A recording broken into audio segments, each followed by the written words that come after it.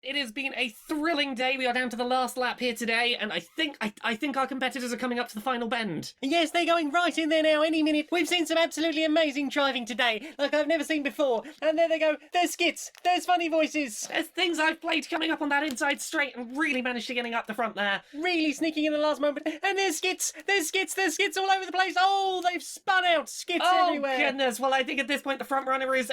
let's have a look. Is that... Yes, we've got both the team of queer trans ladies at the front of the back, and I think it's set.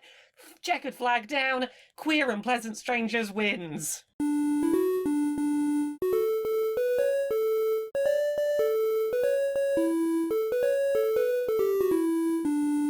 Greetings, strangers, queer and pleasant. I'm not Laura Kate Magnadale. And I'm not Jane Aerith Magnadale. And welcome to another episode of Queer and Pleasant Strangers. It's us. It's us. We're two queer trans ladies. We talk about the media we've consumed in the week and do skits and stuff. Media. How are you doing on this whoopsie day? I've been very easily distracted today. Yeah. So easily distracted that while trying to write a reply to a message about being distracted, I got distracted, forgot to hit send on the message. Oh, we've all been... And found it several hours later. Yeah, but the fact that it was so incredibly meta. Oh, I promise you are far from the first person on this earth with ADHD to do that very thing. Oh, I have no doubt. I imagine that this is a pretty common experience. I've certainly done it, I know this. Mm-hmm. Well, should we start with things we've played this week? Yeah, tell me about a thing you've played. Well, I'm going to talk about a thing I've played in spoiler-light terms. I've played 50 hours of Pokémon Legends Arceus. That game that comes out on Friday. That game that comes out a couple of days after we record this. Yeah, there's been street date broken copies floating around. There's been a lot flying around. Yeah, eBay's had them. You know where's had a lot of them, which has been fun? Facebook Marketplace of all places. A lot of them showing up there. I've got a copy. I've been playing. I've played about 50 hours. I've played through the main story and a decent chunk of post-game. I'm like 10 hours deep in post-game, and there's still a bunch of post-game to do. It's more substantial than I expected, but, yeah. So, if you're listening to this when it goes up on Patreon on the Wednesday, there's a good chance you have no idea what this game actually plays like, because there have been no reviews and no hands-on previews and basically nothing, and this is going up in theory when the embargo lifts for reviews. Even though you're not under said embargo? I'm not, but I'm trying not to undercut, there's a certain degree of... journalistic... I don't want to be a shitbag too much to the people who agree to an NDA are now in a tough position of like, we've also played the game, we can't talk about it. Yeah. That's always a tricky situation to be in, but... well, if Nintendo had just sent you a copy... I mean, yeah, they could have kept my silence if they'd sent me a copy, but, yeah, Pokemon Legends Arceus is... The best way I can describe it is kind of like Monster Hunter with some Breath of the Wild-y world design, but it's Pokemon. You've got a little hub village that you start in, and that's your sort of base of operations, and you've got crafting stations and clothing shops and places to buy, consumables for your adventures you're about to go on, and NPCs will give you side quests, and you go from there to one of 5, not completely open world, but very large connected... basically like your Monster Hunter zones where it's like, this is a large biome of a specific type, maybe this is the water area, or it's the forest, or the foresty area or something like that. And you go off trying to create the very first Pokedex, because this is a game set in the distant past of Pokemon. No electronic Pokedex for you. You've got a physical book you're trying to make notes in about all the Pokemon. You're part of the survey? The Survey Corps? Cool. Yeah, so the gist of this is that there is a much less strong focus, at least, up until the credits roll. There's a bit more of it in the post-game, but a lot less focus on Pokemon battles with other trainers. There's no multiplayer battles with other people who've got the game at all, and instead on completing a Pokedex. You can complete the entire Pokedex completely solo, by yourself, without ever needing to trade. There's no 2 versions. Pokemon that previously needed trades to evolve, you can now evolve in other ways as a solo player. Using the link cable Yes, item. the link cable item is amazing. It's just a Game Boy link cable you smush on a Pokemon's face to evolve them. Squish, squish. But yeah, you go out into these big, broad, open areas, and a lot of what you're focusing on is not just catching one of each Pokemon to complete your Pokedex, but doing a bunch of research tasks to get higher and higher levels of detail in a Pokedex entry. So, like, you pick a Pokemon like Ponyta, for example, you might have one quest that is like, hey, catch, maybe at the top end it's 25, but you'll get sort of points along the way for catching certain numbers of them, for defeating a certain number in battle, seeing them use a specific move a certain number of times, maybe it's catching them without being seen, and we'll get to stealth catches in a minute, but you've got all of these, different objectives that will help you towards ranking up your Pokedex, and it's like 10 points worth of doing things on this list will get you a Pokedex entry, but you can 100% it if you want to be fancy. Some of them even have side quests, like Ponyta specifically has a side quest you have to go and find to complete its Pokedex entry. It's like, hey, what about this? And the way that you're actively catching them in this sort of big open area is, well, there's two options. You can catch them in a normal turn-based battle if you like, or you can stealth by crouching and getting into bushes and trying to sneak up and third-person aiming and throwing Pokeballs. If you can catch them, if you can get them with a Pokeball from behind without them having noticed you're there, that's your best catch chance. But if that fails, throw a Pokemon out. You jump into a battle. But some of the Pokeballs have little ears. They do. The heavy balls have little weighty ears to hold the lid shut. Yeah, it is a much faster paced game than Pokemon games generally are. Even if you get into battles, like, the Pokemon series for years has had this weird issue, basically since they moved to 3D, of you select what move you want to do and the camera just sort of continues circling the Pokemon for a few seconds while the game's like, okay, let me find that fucking animation, where is it? Like, there's a lot of waiting in turn-based battles in Pokemon. This speeds everything up. The battles happen exactly where you are on the map. Just like, go, go, go, you pick the move, it happens, you pick the thing, it happens, go, go, go, back to gameplay. Which I think helps alleviate a lot of the perceived worry of this feeling like a bit of a grind. Particularly also the fact that, like, once you start getting better kinds of Pokeballs, you can go back to earlier areas and be, like, sniping low-level Pokemon from the grass without ever being seen, never getting into battles, and, like, that's where a lot of your, like, filling in the decks will come from, is like, I caught a few of them and I have them in my team. Oh, I've got better stuff now, I'm going to go back and bam, bam, bam, grab a bunch of them quick. Battles have had a few changes in terms of, like, some of the combat mechanics. They've got physical placement by the looks of it. Yes, yeah. So there's a few things missing that people who are into competitive Pokemon may be a little grumbly about. There's no held items and no abilities, but in its place you get something called the style system, where every move in the game, once it's been kept on your Pokemon for a little while, can be used either in agile or strong style, which takes twice as many of your uses up. And your PP. And in general, like, most moves have considerably less PP than they did before, which, is to sort of penalize using these styles a little bit. Is it PP? It was you avoiding saying penalised. Penalised. What did I say? I said penalised. Is that not correct? It's fine. I didn't know I wasn't. I thought you were avoiding it deliberately to get away from the PP. No, it's how I pronounce it, and I feel conscious now. I'm sorry. But yes, it uses twice as much PP to either do the move faster but weaker, or stronger but slower.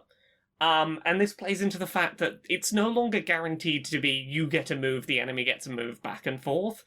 You've got something almost like a Final Fantasy ATB system, where, like, here's the order in which attacks are going to happen. If you can get your speed in, you might be able to get another attack in before the enemy gets an extra turn. So, like, maybe I'll use the agile style of a move so that I can go faster and get 2 turns in a row, and then follow it up with a heavy style, which would leave me vulnerable for multiple attacks coming in at me. But I think that heavy, after the agile I just did, will be enough to take them out, and I won't have to worry about the extra attacks coming at me.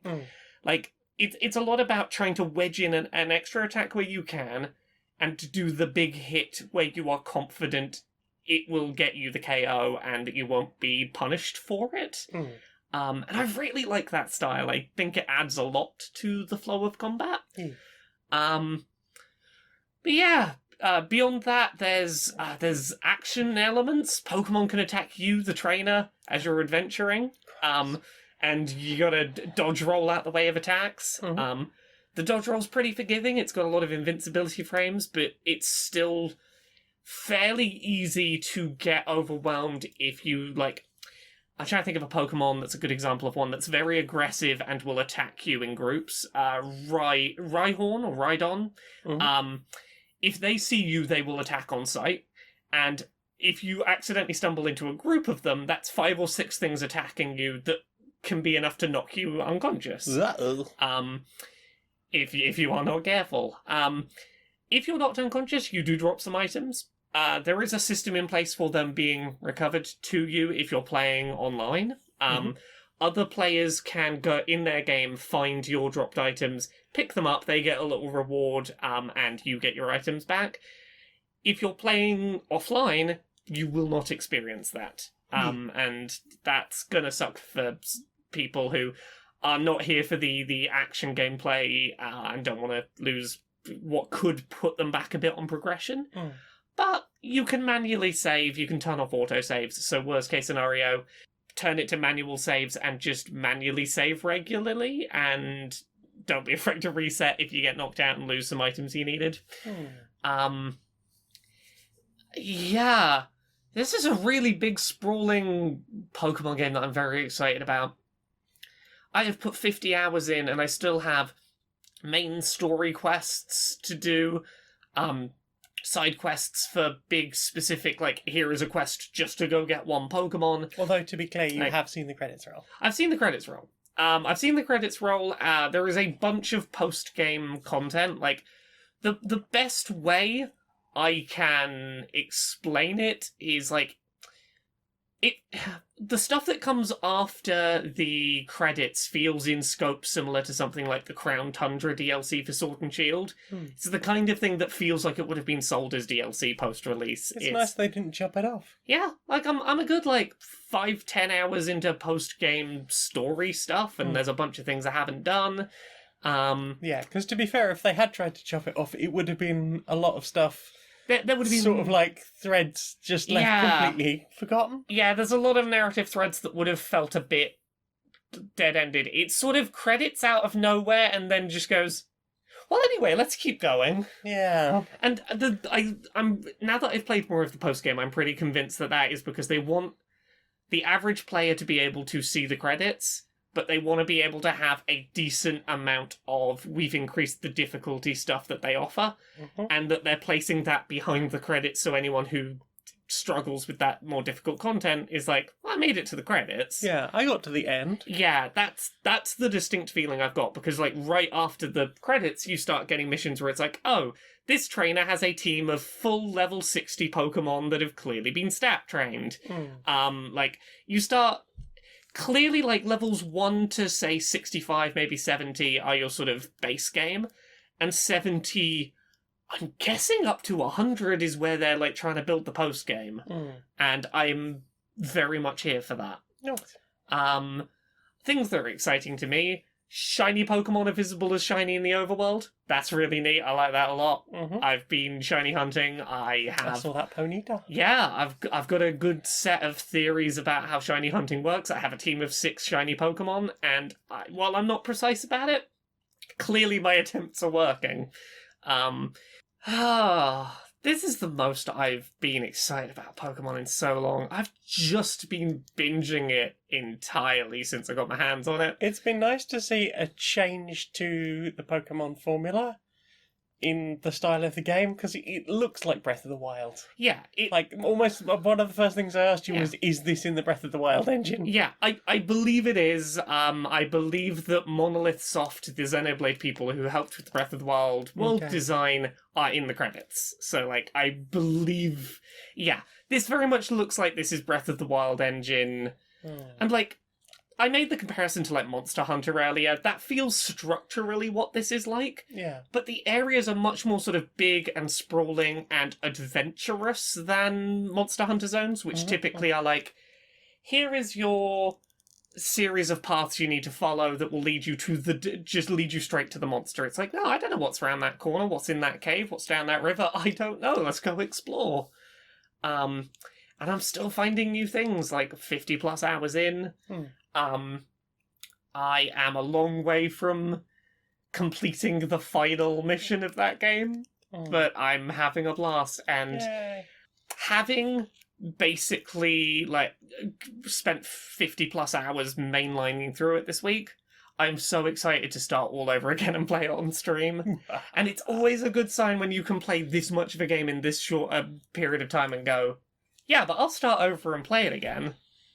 Like, right away.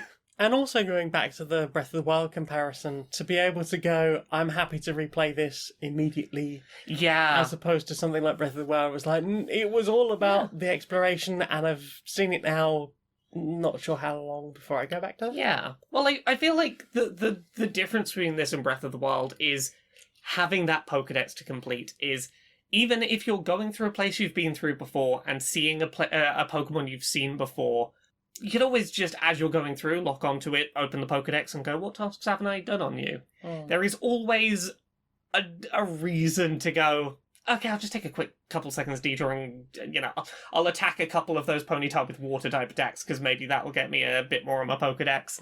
Like, it very much feels like there is always stuff to be done in a way that's really rewarding. And there's Tinker. Yeah. Does it, going back to a recent AA, does it have a good off-ramp? It has good off-ramps. Most of the time, you are either doing individual missions, which you can only have one mission at a time marked on your on your map as a thing to preview. So you complete that mission, it won't automatically put another request on your on your thing to do. That's a nice easy off-ramp.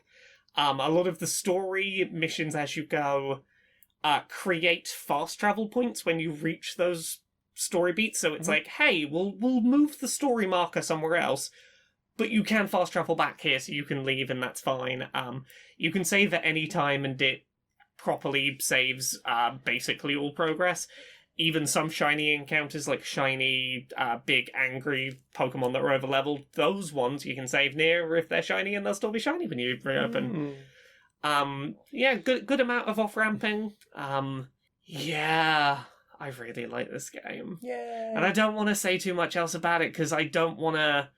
I want to leave there to be some discovery for people who pick this up on Friday, but my goodness...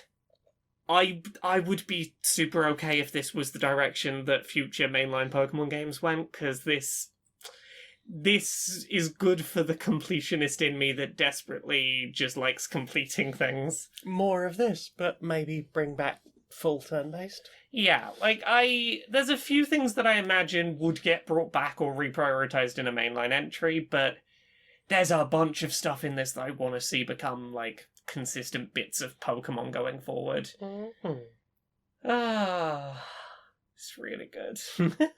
Can't stop playing Pokemon or thinking about Pokemon. I've written like 5,000 words in 2 days about Pokemon. You have? Yeah. Yeah.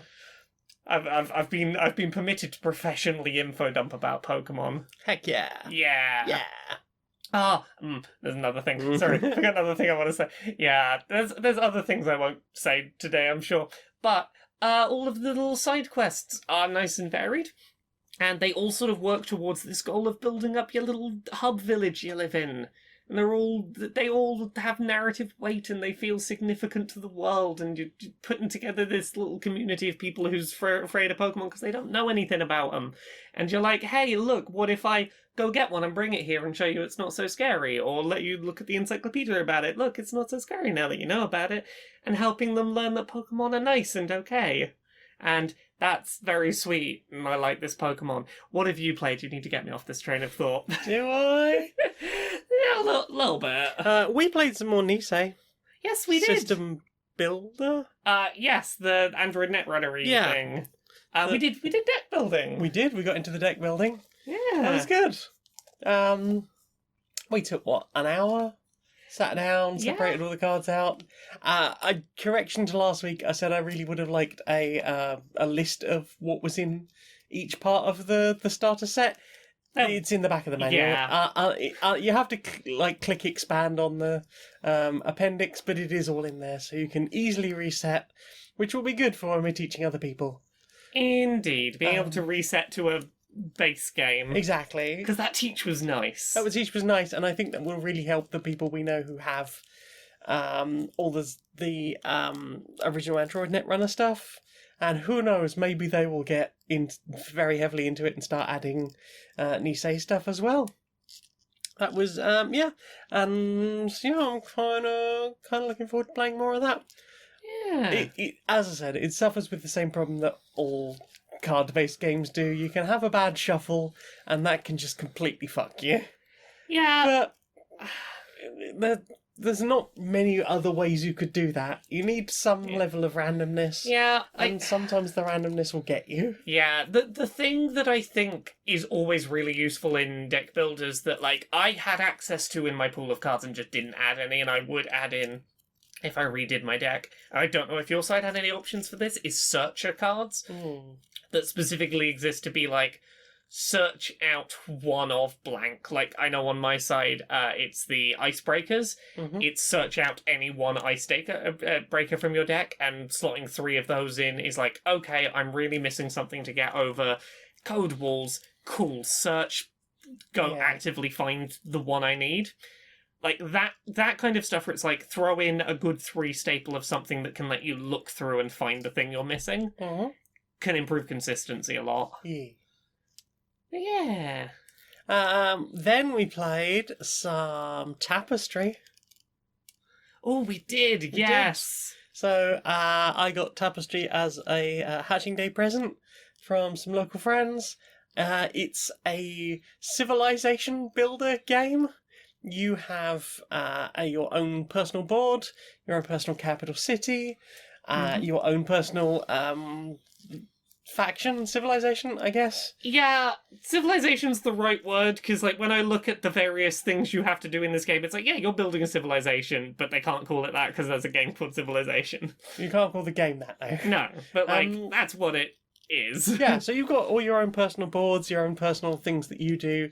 Then you've got the main board that you play on, which has a central map area that you're exploring and adding more bits to, and potentially conquering if you choose to go that way. And then you have 4 tracks around the outside for science, exploration, technology, and military. Yeah, the kind of ways you can build a civilization. Yeah, so you can start inventing things and studying things, and you can move along scientific things, get to do more exploring, and perhaps even eventually go into space if you get all the way along that track. Yeah. And along the track and hidden amongst various cards are the ability to put buildings in your capital city. Yeah. And they take up space, and that space can be scored either to get you free resources, or just points as a result of filling in complete lines on your 9x9 grid. Yeah. And it comes with just a bunch of really adorable little resin buildings. All of those buildings are so beautifully sculpted and painted. They're very nice figurines. Yeah. And you particularly enjoyed the spaceship. I mean, I enjoy the whole transportation, travelling, exploration. Yes, this is Lighthouse train station spaceship. Yeah, 3 of my best things. They were your best one from things. Yeah. They all come pre-painted. I say pre-painted. they seem to be like just solid plastic colours. And the first thing I thought as soon as I opened the box was, I want to give these a wash. I want to just get like a little colour wash and just let it get right in there and like highlight some things. Maybe just give it a little go over with just like a light brown or something, maybe. I can see that, but also they do still look really nice. Just out the box, they already look good. They do, but like there's just, I think that would really finish them off. I can Especially see that, after playing like Mechs vs Minions, where it's like they're just grey figures that have had a wash. Yeah. That's all they've had done to them, and they all look so good. It makes a difference. It really does. And for what little work it is to do that. Yeah. Yeah, go on. Go on.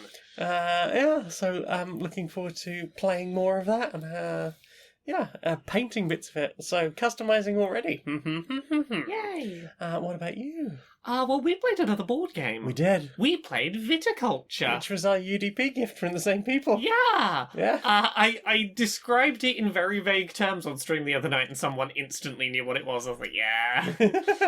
So Viticulture is a worker placement game about running a vineyard and trying to create harvests of grapes and harvest them off the vines and make them into wine and fulfill wine orders that are coming in via worker placement.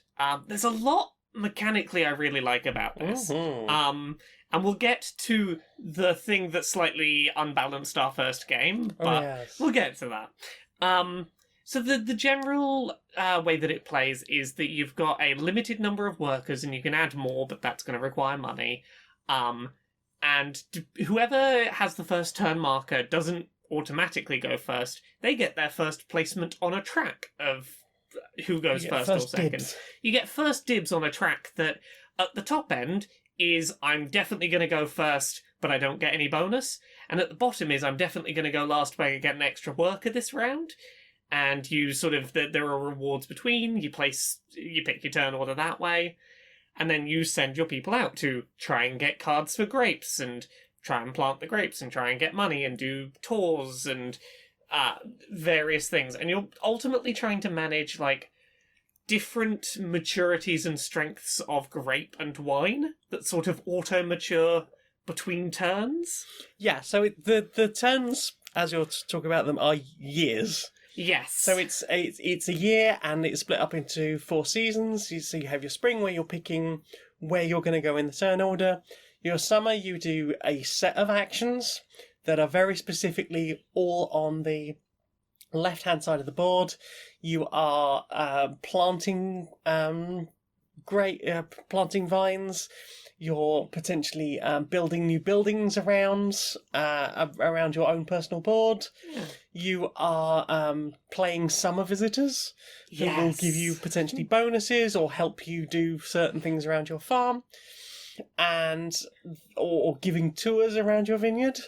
And then you move into the autumn, where you will get a card, or potentially 2 cards if you've upgraded to get a cottage. Yes. And then you move into winter, and it's making wines and harvesting grapes. Yes. And fulfilling wine orders, and perhaps that way getting some, like, regular bonus cash injection. It feels like summer is the setup and investing in yourself portion of the game. It's very much like, I'm going to get more resources, get things in the field, buy more workers, buy more buildings that will give me bonuses over time, build more bigger wine cellars so I can make more kinds of wine and higher end wines. Yeah. So it's build your engine, work your engine. Yeah. And the set of workers you have is for the whole year. So any you use in the summer to set up your engine are ones you won't have in the winter to work your engine. Yes. So you have to balance, like, how many actions do I want to squeeze in summer,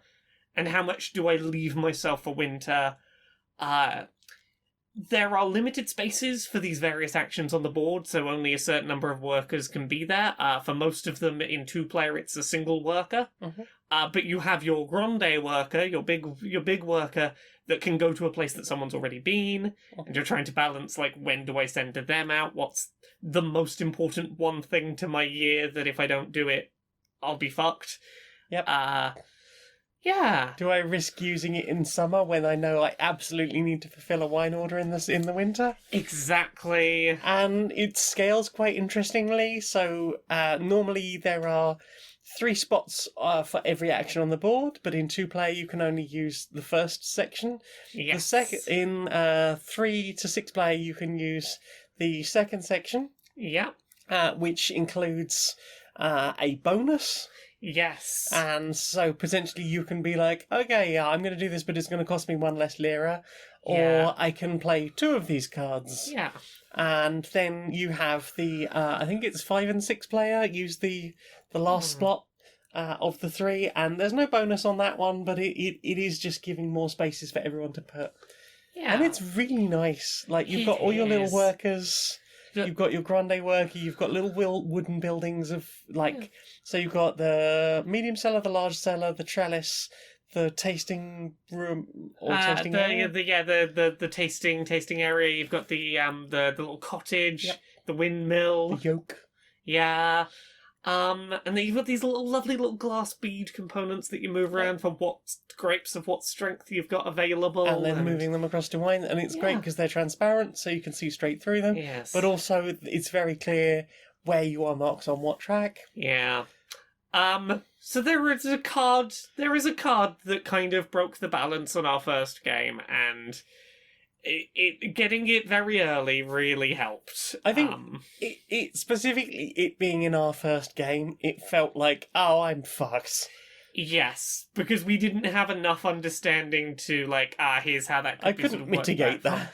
Yes. So the short version is I got a card that let me make some high-end wine earlier than I was meant to without needing to have my big wine cellar to do it. Mm-hmm. And that allowed me to get my first, like, expensive order out the door. It was a huge order as well. Yeah, and it helped that, like, I had the set of parents at the start that gave me some wine orders in my hand at the start. Yeah, so not only did you get wine orders, you got really, really strong ones, and then got, like, a real big leapfrog to actually getting those. I don't think it's necessarily, like, the game is poorly balanced, but I happened to have, like, 3 things that synergized really well. Yeah, I think now I could probably do way better. Yeah. But, like, on that first game, it was like, oh, everything has just gone way against me. Specifically, the problem, I think, is, like, some of those big wine orders will get you residual income, where you will start every year getting a little money for free. And getting a couple of steps up on that early really helped me out. Yeah, with my Papa card, I decided to take the thing that got me a free thing, as opposed to there was a choice of cash or a free building, and I was like, the building that I'm getting is worth 2 more than the money I will get. Yeah. Surely it will make more sense to have this. And I think there were 2 problems with that. One, I didn't understand what the building was. I thought it was something else. And then once we got into the game, it's like, maybe I wouldn't have done this. I can certainly see value. I didn't take the money on mine either, but, like, if I'd taken the money and invested it straight away in the medium cellar, that might have been a good move. Because it feels like getting that medium cellar early really opens up your options. Planting early. Yeah. Also, like, I wouldn't be afraid to sell a field. Because you have a 5 field, a 6 field, and a 7 field, which you can sell for that price, or buy back at that price. Yeah. And early game, there's nothing wrong with just going, I'm going to sell one of my fields. Yeah, yeah. Because, like, you've not got anything to plant in there, so being able to go, I just need some stuff right now. I had a moment in the middle of the game where I was only, at most, I used 2 of my fields. I never used the third. There was a point where I considered selling that extra field so I would have money, so I could buy a thing, so I could, like, I was like, if I'm confident, like, it would have got me near where I needed to be, but not quite the win, and I was like, if I fuck this up, I will be down a field, and that might be a problem, but, like, in hindsight, I'd probably sell the lowest value field early on and just buy it back later if it became important. Yeah, there's been a couple of games now, because I've played a bunch of games against the Automa. Yeah. And that teaches you to play quickly. Yes. Because you have 7 rounds to get 20 points. Oh, wow. If you haven't done it in 7 rounds, then that's it. Game over. You lose. And I still have not beaten it. Yeah. The thing to understand, I am told by people who play a lot of Viticulture, is it is not an engine builder, it's a race. Yes. And that's... I think that's exemplified by things like that card that allowed me to fulfill one big wine order before I was supposed to is... Yeah, that's not working towards your engine. That, you're not making things better for future turns by doing that. But it moved you up the track, and that's the thing. Yep. Like, you need an engine, but, like, you need an engine with heavy hitters. I feel like spending more time with visitors and doing more visitor-related stuff and using that to sort of combo together is a potentially better strategy, because I played that first game very much like an engine build. It's like, right, I'm going to train all of my workers, I'm going to get as many workers as possible, and by the end of the game, I was barely halfway up the track. You'd already finished. Yeah. And I was like, I am just ready to start my engine. Yeah. It's like, oh no. I invested as little as possible into actually getting my workers off the ground, and just went on early rounds. I'm not going to have much of an engine. I'm not going to be in too many vital positions. I don't need to go first. I'm going to keep taking the last place, have an extra worker, not spending turns investing in getting those workers, and I'll pick the workers up when I can do so for a single action, like once I've got decent income. It's a fascinating game. It is, and also, like, it was an easy automa to learn, because they're both made by Stonemaier Games, and they both of the solo variants or like add an extra player variants are made by the Automa Factory. So it's like the same sort of thing you would expect. In fact, like the fact that oh no, that's the wrong game I was thinking of. But yeah, like it's just turn over a card. Do you have these things? Cool. If you're not using the Tuscany expansion, completely ignore this line. They're color coded. Do this here. Like, I can knock out a game with the Automa in like 30, 40 minutes. Wow. Like, there is less time for analysis paralysis. Yeah. There is, okay, I know what I'm going to do, and I probably know what I'm going to do next, and after that, and after that, and after that. Yes. And, I mean, by the end of the first game, I was getting a bit of that going. I was like, I know I can do this with a turn. If I can get more orders to fill, this will probably provide me what I need. Yeah. The thing with the Automa, though, is that it can be really cruel, or it can be just fine.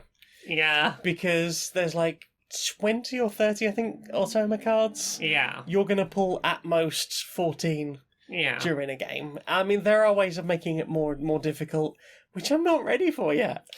But like the fact that it can either go like, oh, I'm not putting anything down in spring. Yeah. I'm not putting anything down in summer. To, I am going to fill just about every important space in winter. Or just every important space. It's like, well, I guess I'm pausing until, or just, sending people to get me extra coin. Yeah. Because, like, the fact that they can fill up a lot of different things, and they go first. You start the season with turn over an Automa card, they fill this. Oh. They will add between 0 and 3 workers to the board. Uh-huh. And if those 3 things are, like, super important to your strategy... Yeah. Our same turning a grape into wine, fulfilling an order, and getting a new order. Yeah. Like, harvesting is really the only one of those you can mitigate. Yeah. Because you can build the yoke fairly early on and just be like, well, I will harvest a field on my own damn board without having to go on the main board. And, like, you can hold on to your big worker and keep them around to somewhat mitigate. It's still very much a case of, like, well, they screwed me over in summer. Do I dare put something here? Yeah. Or do I wait until... winter and, like, I have to get some wine out this time. Yeah. Because obviously wine will increase things like your tour of the vineyard, where you will get a victory point. Gosh. So what do I do? That's a really neat game. It's a really neat game, and I can understand why it is one of the most popular worker placement games.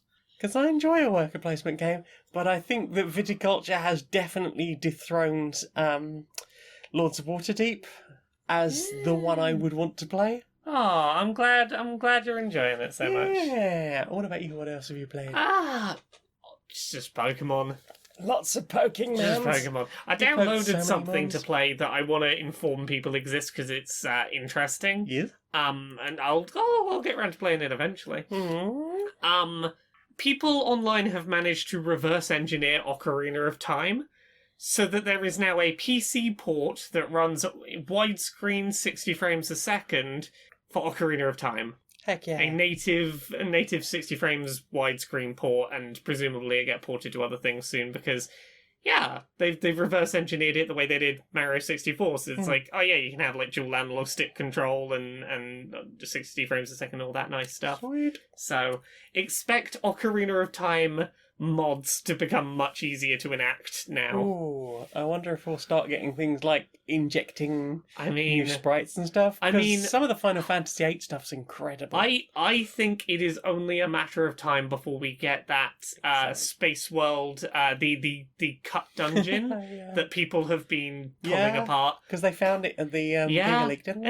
And they've been like getting increasing amounts of it playable and workable, and I suspect it won't be long before that's in Oh the... shit, we might get the Unicorn Fountain at last. Exactly. But yeah, what about you? I think you've played some other things. I have played some other things. I played a bunch more on the Ambonic Yeah. RG350M, for anyone who cares. Played through Turtles in Time. Ooh. I mean, fuck Konami, but played through Turtles in Time. Yeah. Or Turtles Arcade 2. Yeah, got some nice digitized speech in there. It's a graphical upgrade from the original Turtles 4-player game, which is unfortunate because I was like, yeah, we'll go back and play through the original. Oh. Yeah, you got your order wrong. Oh no. Well, my thing was like, I played way less of Turtles in Time than I did of standard Turtles. Yeah. I mean, my biggest problem with either of the Turtles arcade games is just the lack of originality on enemy types. Yeah. Because it's just foot soldiers in pallet swaps. Yeah. Like, cool. Oh, you've got a different weapon, but basically you look identical. Yeah. Okay. Like, the bosses are okay, but, like, and the same with Alien vs. Predator. I finished Alien vs. Predator as well. A fun enough game until you get to the last few worlds, and then it's just like, no, we're going to take all of your money. Well, good thing you have all of the money. All of the fictional money. Yeah. But, like, back in the day, this was Yeah. definitely just like, we will fleece children, Yeah, and the it's- closer you get to the end, we will fleece you way harder. Yeah, it's coin munchers. I know, I Yeah. get it, I understand why. It's shit. It is shit, fucking though. exploitative bullshit, but Mhm. I get it. Yeah. Also played some Legend of Zelda Oracle of Ages. Ooh, how you getting on? Better than I did the first time. Yay! Because I owned original cartridges for Seasons and Ages, Yeah. and then some bastard nicked both of them. Oh, fuck. Returned the empty boxes to me, except somehow I ended up... One of them had a Game Boy original case, but the cartridge that was in it was Final Fantasy Tactics for the Game Boy Advance, which I still have somewhere. Don't know why. Don't own a Game Boy Advance. Ah. Yeah, I played through some Ages. For anyone who doesn't know, these are the Game Boy Color Capcom developed ones. Yeah, that looked like they were built in the Link's Awakening? Link's Awakening Yeah. engine. Definitely very visually similar. Yeah. Yeah, it's all right so far. Perhaps we shall sit down and play through it together at some point. I'd be very up for that. Yeah, we can play through both of them. Yeah. Well, your Ambonit it can go up on the telly and we can connect a controller to it, so we can play it together. Well, I'll have to see about getting the cable to do the thing. But Yeah. yeah, that would be fun to give it a go. And like now, just being like, yeah, I think I get this. I don't know what happened previously. I remember like trying this years ago. Once, I mean, it didn't help that someone nicked them, Yeah. but just being like, getting in, having a go, and being like, I don't get it. It's not fun for me. Also, I hadn't completed many Zeldas at that point. Yeah, it somewhat relies on understanding of the genre tropes. Yeah. That it's not necessarily a good teach as a first Zelda. Yeah, like or an early one. Yeah, and not even having the manuals this time, and I did have boxed with manuals. Yeah. They weren't that old at the time. Yeah. I am, but they weren't. But yeah, like it's been nice to sort of play a bit more Zelda stuff in a handheld. Yeah. I also played some The Outer Wilds. Ooh, how are you getting on with that? Yeah. This is your first time playing it. This is my first time playing it. But you knew the gimmick going in. I knew the gimmick going in. Yeah. Because I sort of said to you quite early on, I was like, the way I'm going on, the amount of time I'm spending on this planet, it's all going to be over. Yeah. So for anyone who doesn't know, this is a game about exploring space and... A little solar system. Yeah. I think this game has been out long enough to say as much as it is a time loop of some sort. Yes. It is a fascinating little universe that is a little bit impenetrable at first. Also, like, it doesn't like you at all. It doesn't like you. You have to be okay with not being liked. Like, the number of times I've just been, like... So, I had a bit of wander around. The first planet I went to was it's bigger on the inside and then something eats you. Yes. The one with all the thorns. With all the thorns. Yes. And the mist. And I was like, okay, well, I guess I'll try somewhere else, maybe. Yeah. Because that didn't seem to have much in the way of a surface. Not really, no. So I tried to go to the moon. Oh, yes. And I found like a little platform and some information. And a person playing a banjo, I think. Didn't find the person Oh, playing there's the a person banjo. playing a banjo on the moon. Ooh. Yeah. But I did find a reference to like back on the home planet, so I went back to the home planet, places other than the area you started on, and had a bit of a hop around there, found a couple of vaguely interesting things. And I was like, okay, well, I'll try somewhere a bit different now, because I feel like I've had a bit from here. And I don't know if I was having a particularly low dopamine day, but like nothing in this game was like pinging even the smallest amount of dopamine. It is a game that I have found much easier to play since getting medicated, so it might be a dopamine thing. Yeah. But I went to the sand timer planet. Yes. Like really late in the day. I was like, cool, I'm gonna go there. It's very sandy. I'll have a bit of a wander around. Ooh, there's a weird big column of sand. That's interesting. But I knew that because I've already watched the Game Maker's Toolkit video. Yes. Because I was like, I'm never going to get to play that. And here I am. And like I found like a few things being like, you can't go in this way, this door's locked. You have to go through this other thing. I was like, cool, I will come back here earlier in the loop. Yeah.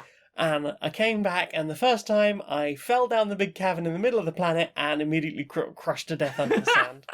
Yes. So I was like, okay, let's try that slightly differently. So I landed slightly differently, and I tried to get like on a platform, and I didn't quite get crushed by the sand, but did get hit by the sand a lot. Then I got crushed by the sand. So the third time I came back, and I found like the place, and I found a little platform like above where I was. And I could see the big sand thing coming. I was like, I go through that door as quickly as possible. Because there is very clearly, like, one of the I hesitate to say teleport, but it's like the portal tubes of blue rings. Yes. It's like, cool, I'll dive into that and be carried away. And I walked straight into it, and it immediately killed me. And I was like, so that wasn't telegraphed at all. So what I will say about this game is this is a game that benefits from dopamine medication, but also from not being a game that you sit down and try and do in one go. Oh, it is. I've only played it for an hour. No, I know, but like that wasn't a criticism of you. It is just a sort of general observation. Is I found that it's the kind of game that if I find myself getting frustrated like that, going, I'll come back to this later. Like, it's one of those, the second it's irritating, just come and play some more of it later. Yeah. Don't bash your head against it too much. No. But I mean, I did. Yeah. I was like, I think I've done enough of this for now. Yeah. And I've heard loads of people gushing about it, so it's like, I'm going to walk away from that now, because I am clearly not chemical enough. It takes some getting into, because there is a stage at the start of that game where there is a lot of things that you don't know how to progress with, and a lot of open ends to play around with. Yes, you are picking up an awful lot of threads. Yes, and it's once you start finding a thread you can pull correctly, and then you realise it's connected to another pullable thread, that it's like, aha, I'm in, we're going. There's a lot of the early... I will say there is a lot of really good early, what on earth is that? How do I do that stuff that I really like? You found a telescope that you were looking... you were looking at the sun through a big telescope at one point, I think. It was sort of I could see lots of things periodically appearing in there, and I managed to call a ship into the telescope thing. Yes, yeah. And then I got on the telescope, I got onto the ship, and I fucked about with the ship a bit and realised that the ship basically had similar controls to the thing that had called the ship back. And then I flew into the sun. Yes. But one of the things I early noticed around that took me forever to work out what to do with was there was a little something orbiting around the sun. It looked like a little spaceship or a little platform or a little space station or something, and it was going very fast orbiting, but I was like, I don't know what the fuck that tiny little thing orbiting the sun is. I want in. And I spent so long, so many attempts just flying into the sun, being like, I'm gonna aim at it, I'm gonna land on it this time, I'm gonna land on this fast moving fucking whatever it is. And I was like, there's a lot of I've noticed a cool thing and I desperately want to know more. And until you get those first couple of threads unravelled, it can be a little bit, let me do the things. Also, if you're a bit clumsy, the beginning of that game is difficult. Oh, because there is an awful lot of, you hit a thing too hard, get out and repair the ship. Oh, you hit a thing too hard, get out and repair the ship. Oh, you hit a thing too hard, get out and repair the ship. I had the exact same experience as you. Learning to pilot that ship in the beginning was real rough. Yeah. I'm mostly relying on autopilot now. Yeah. I'm not good enough for this, and that's fine. Have you played anything else? I played so much Pokémon. It's good. It's very good. I have a whole team of 6 shiny Pokémon now. 2 days before the game comes out. I got my team of shinies, and I keep going on little adventures. There'll be a little notice about an infestation of a certain Pokemon, and I go get that, and then I just go catch a bunch of that one Pokemon over and over, and then I run off to the next thing, and I've got a bunch of quests to do, and Pokemon's good. That's your review, everyone. There you go. Pokemon's good. Pokemon's good. Look, I will. The last thing I'll say about it. I'll get a last thought in. I will say this about it. I think the divisive thing about this Pokemon game will be, are you here because back in the 90s the gotta catch 'em all tagline got you? Or are you a competitive multiplayer, serious about the stats tournament player? Because gotta catch 'em all, folks, I think this is going to be the game for you. You're gonna love it. If you are the tournament end of that scale, this is not going to be the game for you, and you are not going to like it, and that's fine. Anyway, that's everything I've played. Well then, time for this. Right. We need it's time for us to formulate a press release, I think. Why? No, press release. We've got to sit down and work and not have this be a social event. We're a business meeting, don't you mean? I mean, look, if you keep it down to one very big glass, we can probably still call it a business meeting, I suppose. Okay, I'm just going to put a straw in this bottle. I mean, what is a bottle if not one big glass? Exactly, made of glass. Exactly. So the press... Refill my glass. Press are a little peeved off with us. As us in the government. Haven't we paid that bastard enough money already? I know. But apparently... They believe we've been partying during various lockdowns where we've been telling them not to party. Oh, come on, we keep legislating them to allow them to do whatever they want and say whatever they want. But they're complaining about back when we, were actually trying to give a bit of a fuck. Oh. They keep saying, why did we ever You weren't following the rules. You were partying. You said you were doing a work meeting. You were getting sloshed. And It was a work meeting. It was. How was I supposed to know that 40 people having a booze up was a social event? I mean, given how much we drink, how would we even know the difference? Exactly. The number of times there's been some boring bollocks going on in the house, and I'm just popping to the house bar and having a few whiskies, a port, a brandy, pudding, and cigars, and then just popping back in to maybe vote on something I've barely paid any attention to, if I can be asked. I mean, I think the bigger problem perhaps is possibly even just that how was I supposed to know that it was against the rules? Well, how am I supposed to know what the laws are? Well, exactly. I spent so long at the bar. How am I supposed to know what we've passed into law at this point? Exactly. Look, if you've ever been in the House of Lords more than a couple of hours, it's dreadfully dull, dreadfully boring. I challenge anyone who's had to be in the House of Commons or the House of Lords to actually fucking pay attention. Oh, bloody building! It's soaked in brandy. Designed to make me fall asleep. That's why I've got to have all the wine, you see. Well, but that and the fumes from the bar. Oh, I know. See, look, the dozens of them at home, they're much better at knowing the rules because they've got to be at work where, they're not drunk. Well, probably going to help them know the rules. Yeah, and then now, big business is pressuring us to get the bastards back to work, I mean, that's good because they can know the rules again. And don't kill them. No. I don't care. This is another brandy. Work brandy. Well, business brandy. I'll put a post-it note on it. There's a post-it note. There you go. It says drink me. Yeah, good lad. You're doing the work already. Refill my glass. Can't get the service these days. Hello and welcome to our review show. Today we are reviewing our new cat. This is Mittens. Mittens is an older cat that we got from the shelter. Mittens likes cuddles and being warm and being near where the people are. Yeah, Mittens is very cuddly, unlike our previous cat Jade, who did not like sitting with people, but was still very lovely. But still very lovely, but made sure you knew no pet. No for touches. No for touch. For look, no touch. Mummy said no touch. And so did Jade, to be honest. Yeah. And we very much enjoy Mittens. Mittens is a good cat and very friendly and likes to roll around and play with string. And I would give Mittens 7 kitty treats out of 10 for being an excellent cat and adding extra value to the family. I would give Mittens 6 kitty treats out of 10, not because I don't think Mittens is good, but because more than 6 might be bad for Mittens' health. That's a good point. I reduced my score to 6 kitty treats so as not to make Mittens sick because I love Mittens. Mittens is good. But also 10 out of 10 Mittens is very good. Best kitty. Yeah. So, what have you put in your eyes? I should check what I've put in my eyes. I put my little list down, didn't I? You did. Because I'm a silly. You did? I watched a YouTube video called "Why This Zigzag Coast Guard Search Pattern Is Actually Genius" by Smarter Every Day on YouTube. So I learned a lot about how search patterns for coast guards work, and it's not all. There are various different patterns, but depending on what the wind and the tides are doing.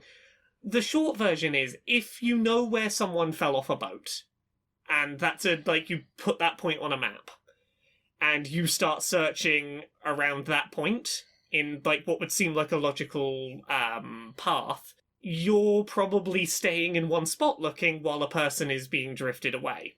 Right, because if you pick a physical location and go, this point, this is where they were lost, and you stay looking around there, currents. They're not going to be where they initially fell in. Yeah. So there is a method of looking as coast guards that essentially from an overhead view looks like a bunch of differing sized triangles drifting across the ocean. Mm-hmm. And the short version is that you are going in you're working out what speed the water currents are moving and in what direction. And then you do a series of straight lines to cover as much area as possible, but with your boat moving with the drift at a certain speed. So that as you're doing your search pattern, you're not going a set distance, you're going for a set amount of movement so that you are sort of following the drift of the current. Yeah. You are basically being pulled along. You're trying to do a star-shaped pattern, but because you are drifting in a direction, it comes out looking like a bunch of weird triangles. And it's fascinating. It was a really interesting video. Yay. What about you? We sat down and watched that Ghostbusters Afterlife. We did, yeah. That Ghostbusters that is like, hey, autistic nerdy kid does a Ghostbusters, and also that Stranger Things kid is there. Yeah. It's real fun. Yeah. I enjoyed it a lot. I very much enjoyed it. I thought the cast of kid actors was very well. They did a very good job. Yeah, I like that they cast kids, predominantly kid actors, and Yeah. went, it's a kids' movie, everyone. Exactly. You there, in your 40s, Yeah. stop being a dick. I feel like the perfect character to put in with that set of kids is Paul Rudd, because Paul Rudd acts very well alongside children. The ageless man. Yeah, the ageless man does a very good job of like seeming at home in a cast of children. Yes. I really liked a lot of the artistic choices about how they represented ghosts. Yeah. Were well done. Yeah, it was. I definitely preferred that style of ghost to the ones they did in 2016 Ghostbusters. Yeah. Don't get me wrong, I fucking love 2016 Ghostbusters. Oh god, same. It is not amazing, but I love it. I like it more than Ghostbusters 2. Oh hell yeah. Really enjoyable. I liked all the tech in it. Yeah, it was funny, it was sweet. The fact that this is my biggest complaint should tell you this is a good film. The original cast. No, I was going to say my biggest complaint is that they named a character Podcast, and that annoys me. Why? I thought the podcast was great. Great character. Right. The name feels like a boardroom of adults tried to go, what are Gen Z kids into? I'm guessing Dan Aykroyd wrote that one. Possibly, because the thing is, this kid is young. Thing I've learned, the kids in that age group, yeah, podcasts have been and gone. Their era is passing. The kids don't care about podcasts. No. It's Maybe that's part of the thing with that kid then. maybe His thing is a bit retro because he lives in a small town.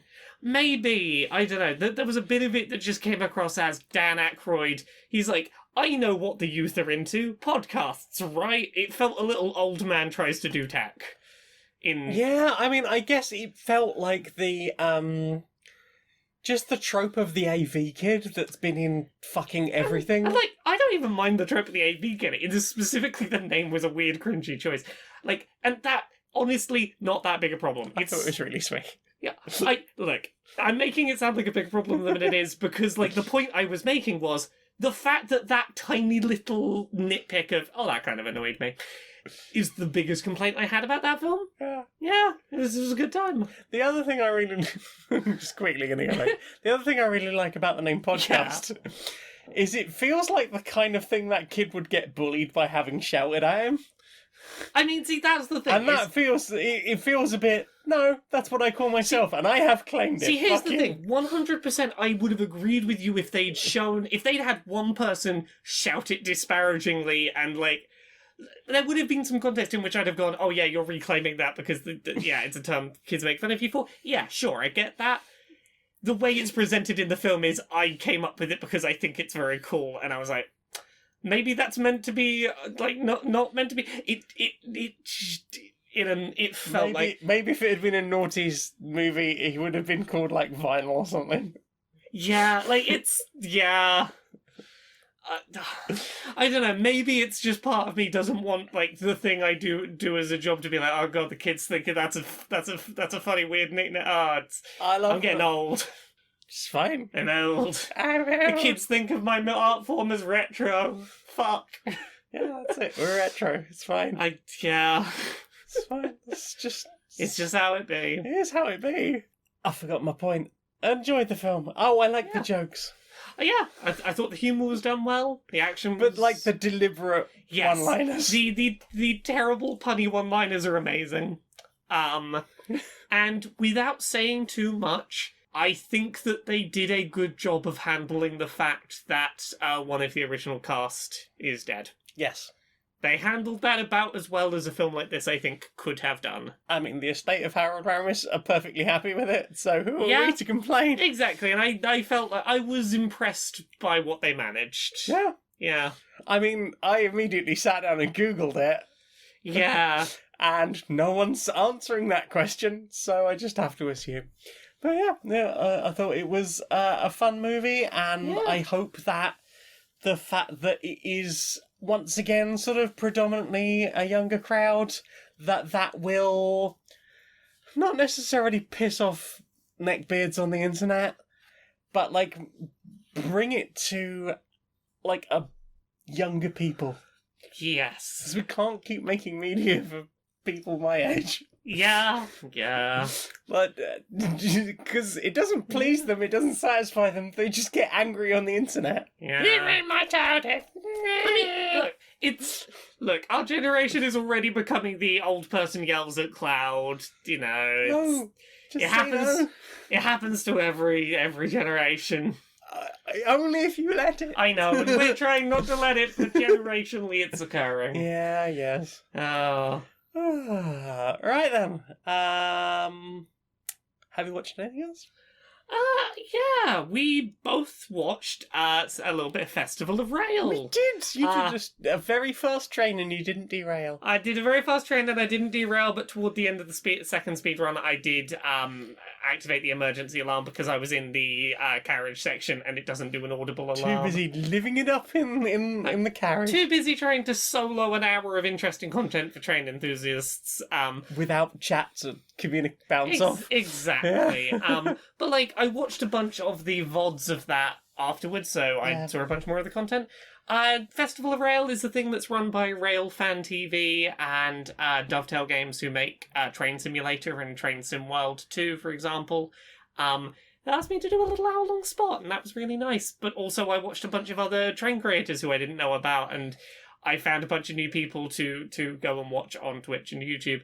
So if you go look up Festival of Rail 2022, go watch some of the content and go find some train. Watch the whole thing. It's 5 hours of just nice people talking about trains. Exactly. There are multiple days of just people having a good train time. Go watch it and learn about train creators, because if you enjoy me enthusing about trains, there's other people who also get excited about trains.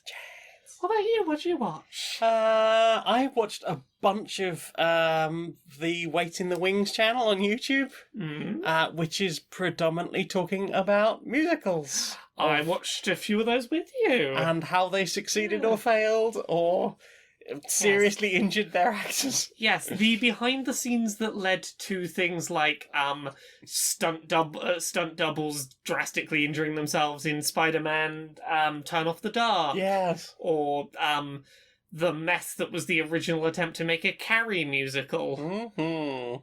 And the sort of like nice revival of that. Yeah. We watched the one about the Evil Dead, which was an interesting story because I'd never heard of that. Oh, it's worth a watch of some of the fan recordings out there. Yeah, it seems to be like pretty well loved. The one that started it was SpongeBob. This was like, I enjoyed SpongeBob. I'll watch a thing about the SpongeBob musical. Yeah.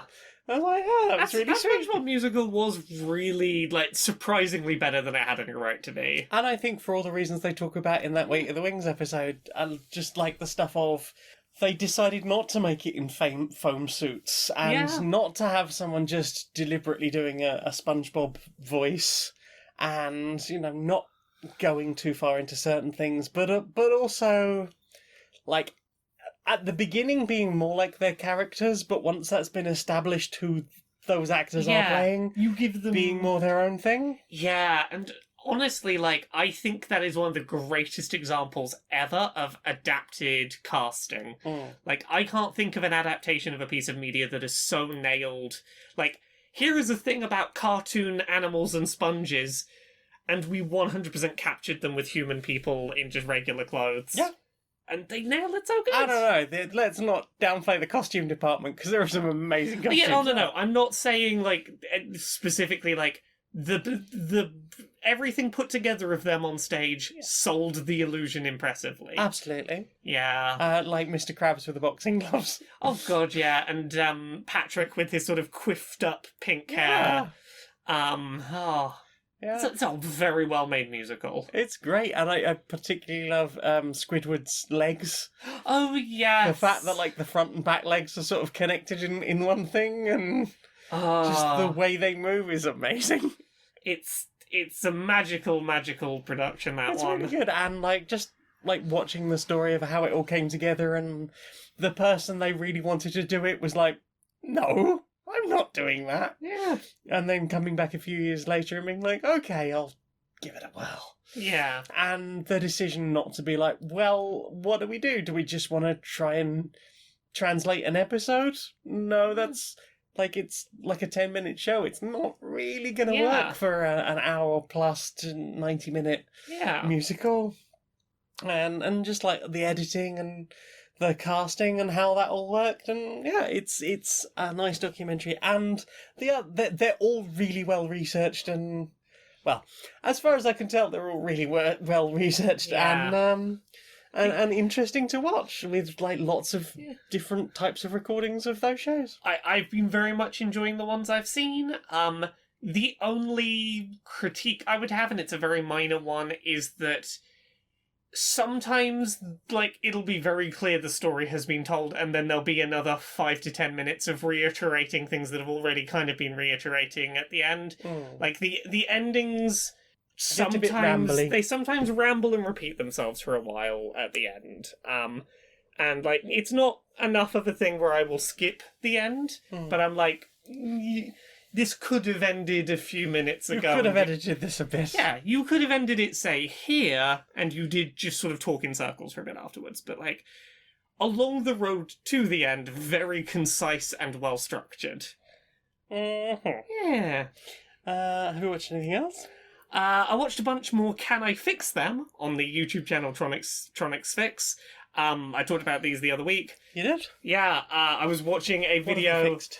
I was watching one when I was finishing up work today that was bought a job lot of, I think, 44 broken gaming handhelds and tried to fix them, and it was a mix of 2DSs, 3DSs, DSIs, PSPs, a weird amalgam job lot that he was going through that was quite interesting to watch. And was it a good number that were repaired? Or? He's still working through them. At the point where I was watching, he was going through doing the initial, like, putting post-it notes on them and going, at a first glance, this seems to be what's wrong. Does this one seem promising? Does this one seem like a no-go? Like, trying to sort them into piles so we could, like, then go, okay, I think this is DS's with broken hinges, and, like, do the same fix working down the lists each time. So yeah, that was neat. Yeah. You watched anything else? I've watched a 2 hour and 20-minute long video by Folding Ideas called Line Goes Up. Line Goes Up. Line Goes Up. It feels like such a Supremacy Software thing, and that's funny. I mean, yeah. Yeah, I take it you know about this video. Yeah. It is an explanation of, like, how and why NFTs. Yep. And a lot of it I already knew, because, you know, I'm online quite a lot, so you're either into it or you understand it to some degree, because several people have, at some point, usually through Twitter threads, attempted to explain it in the simplest possible terms. Yeah. The one thing I'd never seen before was the connection to the 2008 stock market crash. Yes. Or just like the it's weird that I'm only recently hearing it referred to as the Great Recession. Yeah. Because we didn't really think about it like that at the time. I mean, a term like the Great Recession kind of needs enough distance to go, oh, it stuck around. Yeah, I guess so. But yeah, like, 100%, I understand how a big, very public financial crisis caused by the banks would cause a lot of people to be willing to go along with a conspiracy that decentralized money is inherently safer, and to go down the route of cryptocurrency and NFTs. But like the fun thing is, like, looking back into these things, of most of them aren't that decentralized. That's the thing. I mean, we had that thing recently where one Amazon server went down and it fucked an entire Bitcoin system. Yeah. Or cryptocurrency, rather. Yeah, it's like the whole thing of, like, we're starting to see, like, NFTs and crypto things. Like, Ubisoft Quartz is a great example of one that's like, it's a decentralized thing, like cryptocurrency. Except it's not. It's not. It's yours. It's one company runs it, and there's no proof of work going on, and one company can yes or no and can backtrack transactions because it's not decentralized. Although, to be fair, they are just a more blatant version of it. Yeah, but like that's the thing is like we're starting to get to the point where like the assumption that decentralized automatically applies to cryptocurrency and NFTs is allowing a lot of things that are not what people think they're signing up for, go around in there. Yeah. One of the other things I didn't know about was if you know somebody's crypto wallet, Yeah. you can just put stuff in it. Yes, you can. Which because I'd heard about lots of people being like, yeah, this is a fake, just turning up, and like by having clicked on them to remove them or interacted with these things at all, they'd allowed access to people to just drain their fucking wallets. Yup. Like, Yeah. this is a bad system. It's like, you know how if you know someone's account number and sort code, you can send them money without them having to say yes first? Yes. It's like that, but if you could send things What that if you could weren't send them money. a bomb? What if you could send them, like, a letter that when you open it, it's just like, aha, you opened this inside the bank, now I have your money. Yeah, like you've sent a You've letter to the teller being like, please send this person all my money. I have said this because I opened it from my account. Okay, bye. Yeah. It's like Trojan horsing yourself into the bank vault. Pretty much, yeah. Yeah. It's pretty fucking wild. It is. And like the I can't remember what the name of it is, but basically like we've got an oversight thing. Do you? Because most of the people doing the oversight are already staggeringly wealthy or on a fucking grift. Yeah. Oh god, it's so ridiculous. It really is. And destroying the planet. So, I mean, that too. but I think most of the people who listen to this show already knew.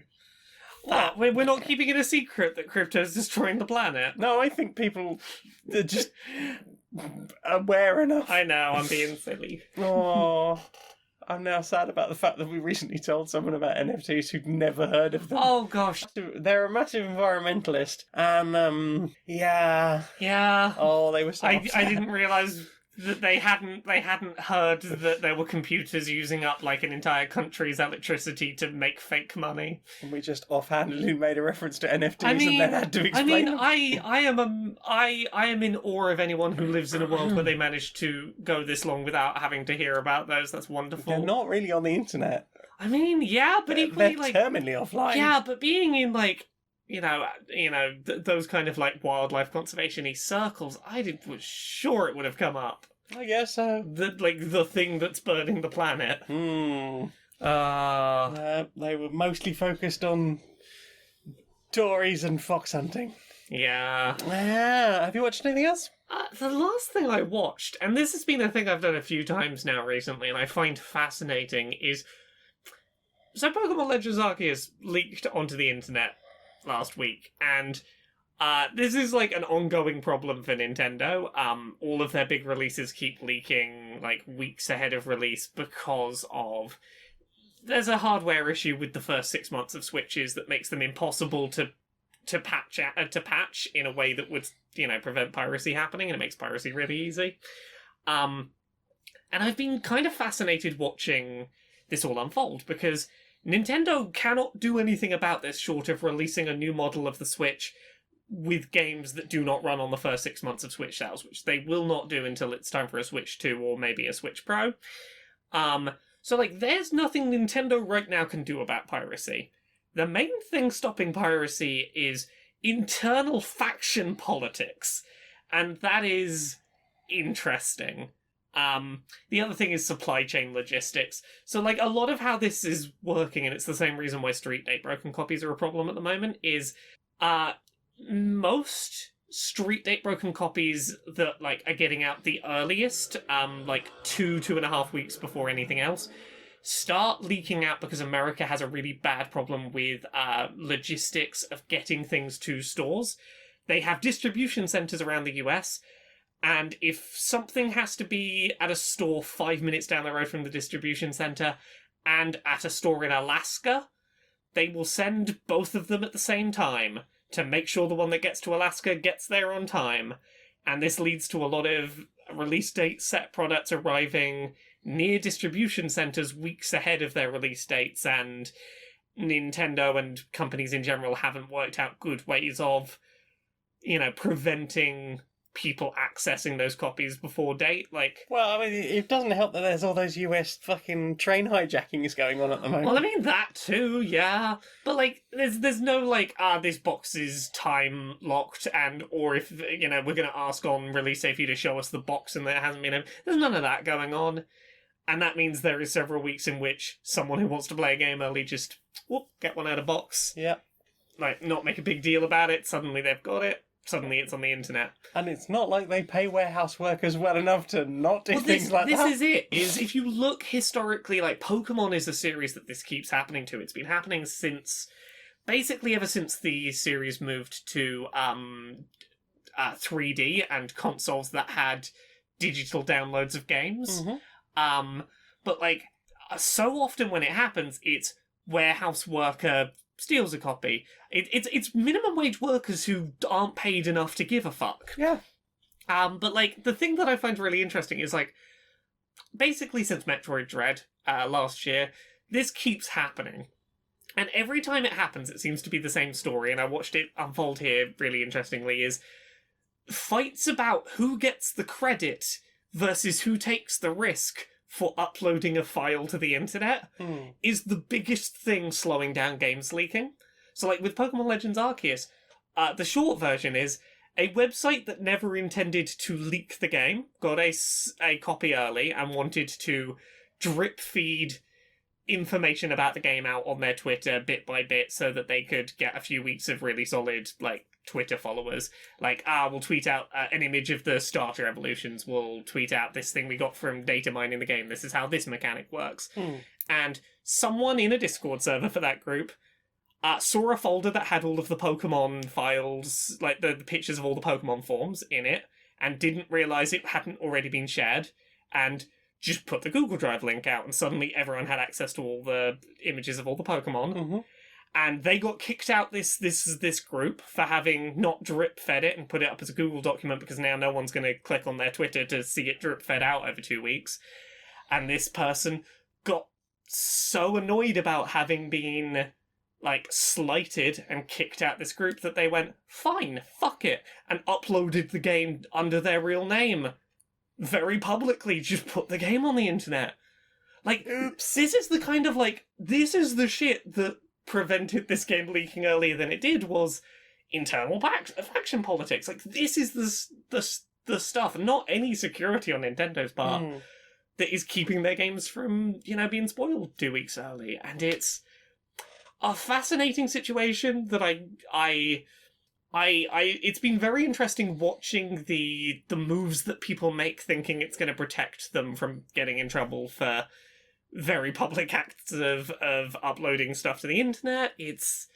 I want to write about this at some point. I've been watching every time it happens, going let me watch all the things happen and see what's going on, because it is a fascinating world. Yeah. Yeah, you watch anything else? That is everything I watched. Well then, time for this. Oh no, I've got a new sponsor! Who's our new sponsor? Well, do you want this? Oh, what is that? It's the thing we were saying. I'm struggling to. Okay, so there's the smooth round bit on there, Mm-hmm. but then it sort of shoots up at the top. Yeah, but then if you turn it this way, it almost disappears. Is that a two-dimensional? Yeah, but then you turn it a bit more and it's different again. And then I turn it back. I keep turning it that way until it should be back where it starts, and it's not. Ah, but if you pass your hand through the top of it. Oh. Ooh, Oh. it feels ? Odd. It feels. But does it feel? If time had a feeling, it feels like time. It feels like the passing of time. Who sent us whatever this is? This is from merediths.lol.net. Oh. That tells me nothing. I was hoping the web address would be like Meredith's House of Non-Euclidean Horrors? No. Enter the code Q&PS 199 at the checkout and get your very own free plus shipping. Get your very own free plus shipping. Yeah. I- Have you noticed if you hold it up to your ear, it sort of hums? Oh, it sounds like humming to you. It sounds like the screams of the damned to me. Oh no, turn it this way. Oh, okay, yeah, I'm hearing the humming now. Yeah. Yeah, there is also the screams of the damned. That's merediths.lol.net and get this thing.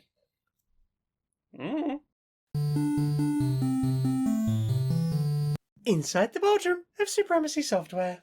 Hi. So, Press still getting on her ass a bit. On our asses all day, all night. Exactly, and not in the fun way something can be on your ass.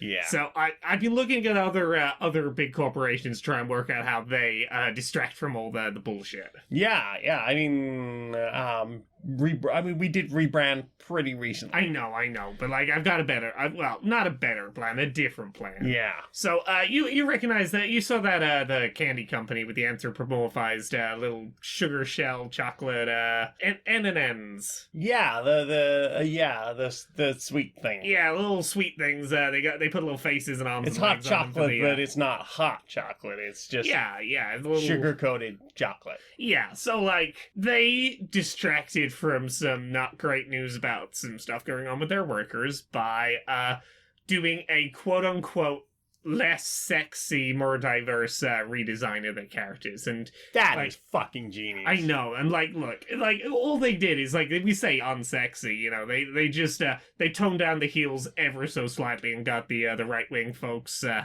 real hot and bothered. Yeah, I mean that chocolate still has damn good legs. How dare you make that chocolate? Flankins. How dare you make that chocolate less sexy to me, a TV presenter? I don't know. I'm kind of into flats. I mean, yeah, same, but it's enough that if you say it's unsexy, they'll get wound up. Yeah. So that's one thing I saw. Right. But the other thing I saw is sometimes they do a big shout when we make a character that isn't traditionally sexy. We sexy him up for no reason. Yeah, and they're like, make your character smile, and I'm like, okay. So here's my plan. Plan. We invert the entire sexiness scale of all of our characters. Right. Every sexy character is unsexy now. Every unsexy character is sexy. Right, okay. We take the Space Marine, they got tits now. We take the beach volleyball player, we, put a sweater on them. Yeah. There you go. Everyone's upset. Every character is bad now. Or great very now. good, yeah. Exactly. No one can decide whether they like or hate what we've done. In the grimdark sweater. Exactly. It's gonna be chaos. No one will know what opinion they're supposed to have. It'll be a bloodbath. But they won't be talking about the awful things we've done. No, they'll be talking about, is it good or bad that the beach bikini babe is now in a sweater, but Space Marine has tits? You are a fucking genius. I know. So, what have you put in your ears? I have listened to a few new bits of music. There's two in particular I will mention. I listened to a track called Terrible Things by Brick Plus Mortar. Mm-hmm. It's a really interesting track that I find very hard to compare to any other genre. It's one of those tracks that the best thing I can say is just go listen to it. It does a lot of stuff with unique kinds of sounds, unique pacing, vocals, genre. Very chaotic track, but somehow wrangled in to make it work. A track about the struggle of having intrusive thoughts that you would never act on about doing terrible things, but feeling like a bad person because of intrusive thoughts. Good song, and I think that lyrically it works with the sort of chaotic nature of the music. The other one I want to note is FTM at the DMV by a band called Schmeckel, which is an all trans Jewish folk punk band from Brooklyn. Cool. The track is a fast-paced satirical punk track about the struggles of being a trans man who is Orthodox Jewish, navigating the bureaucracy of the DMV. I've heard awful things about the DMV. Indeed. Especially for trans people. It is a very fast-paced, humorous, comedic folk punk song about being a trans Orthodox Jew at the DMV, and it made me chuckle, and it's got a lot of like very clever, rhythmic, rhyming wordplay going on. It is a fun track that I enjoyed a lot. Mm-hmm. What about you? Me? Yeah. I have caught up on a bunch of talking to women about video games, which is a podcast featuring that Jonathan Holmes. Yeah. You've been on there? I've been on there, yeah. And just talking to women about video games. They did a whole thing about Parappa and Jamalami. Oh. Trying to explain, especially Jamalami, which I'd forgotten the whole thing about babysitting. Yeah. Yep. This is weird because as you sing in the tracks, I'm like, no, I absolutely remember that track. You'd sort of put it in a mental vault somewhere. I think I don't remember how long I played it, but I think I got way further through that game than I thought I did. I remember at some point I either got stuck or just had to sell my copy for some reason, and or just never came back to it, and just assumed I hadn't got that far. But it's like, and then the next level is like this thing, and I'm like, no, I do remember that. I do remember the pilot getting things dropped on his head. And then, the baby crying. Yeah. There is a lot going on. I remember the fire hose, which I think is the second level. Yeah. Yeah, it's, I mean, considering that Parappa was only, 7 levels? If that? Yeah, it was pretty short. Very short. But yeah, more talking to women about video games. It's just a good fairly gentle conversation about video games. It's a good, nice time. Yeah. What about you? Honestly, the only other thing I've listened to is a bunch of the Legends Arceus soundtrack, just as background music. Just while I'm writing, having it open on another screen and just listening to the music. There's a nice mix of, some of it is very Breath of the Wild in that it's, sort of ambient, quiet, just sort of happening in the background a little. Mm. There is stuff that is more traditionally, that's a Pokémon theme happening.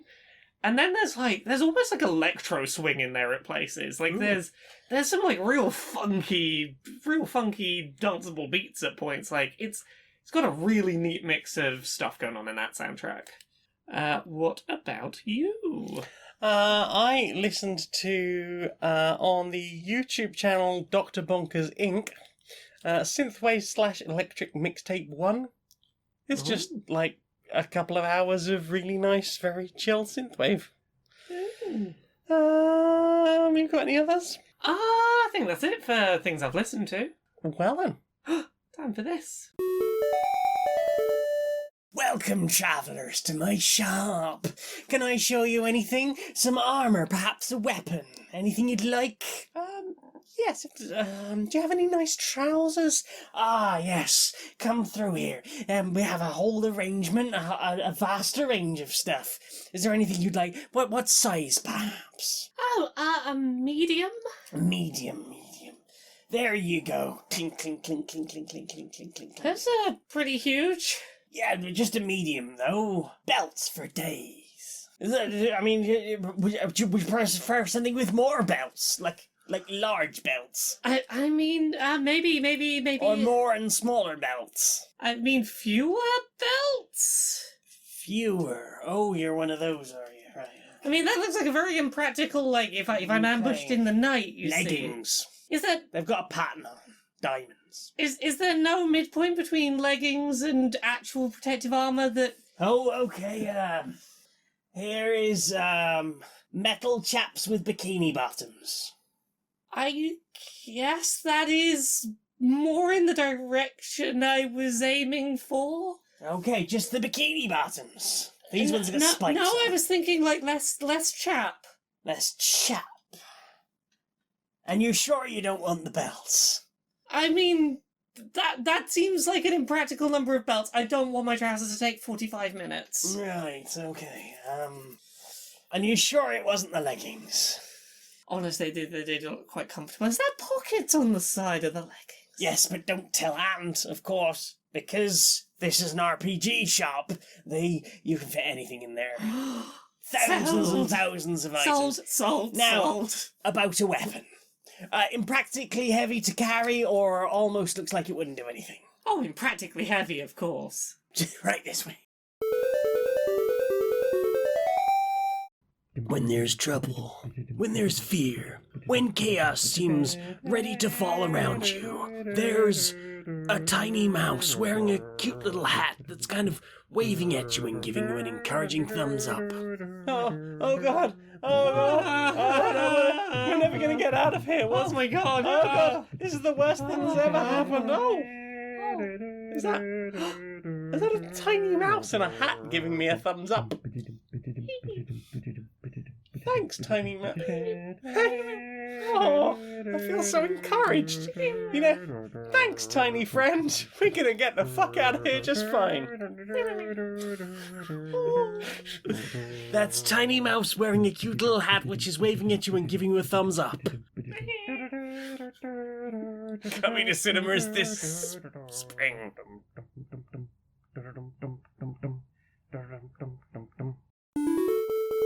Do you know what I want to see more of? What do you want to see more of? Brochure Justice Warriors. Brochure Justice Warriors? Yeah.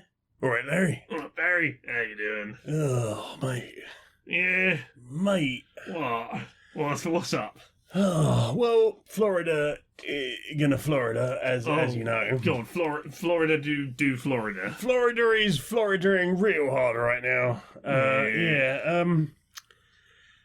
So, you're a bit younger than me, mate. I think you don't remember Section 28?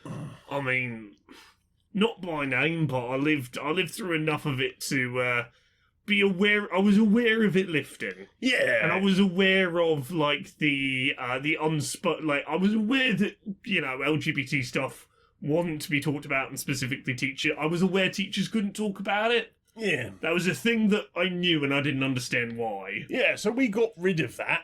Yeah. It lifted, as you say, and there's a thing in the UK you couldn't talk about gay people to kids. Kids couldn't be told gay people existed. America, a country that has only recently got rid of Don't Ask, Don't Tell, is now in Florida introducing the Parental Rights in Education Bill, also known as the Don't Say Gay Bill.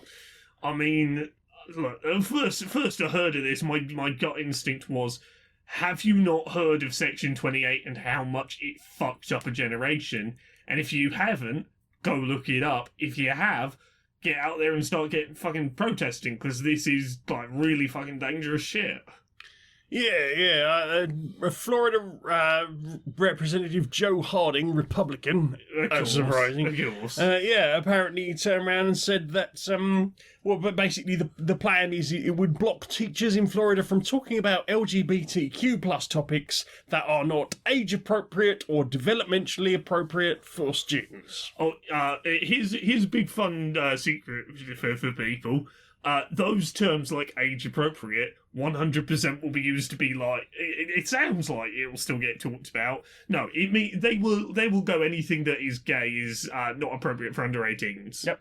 Because, like, you know, historically this is where like the overlaps with the kink community have come from, and like why you get stuff like kink at Pride is specifically because, like, in a world where just being gay is considered an 18 plus thing to discuss, you get a lot of support from the kink community being like, no, fuck it. If you're going to be treated as sexual just for existing, lean into that. Like, you know, it's...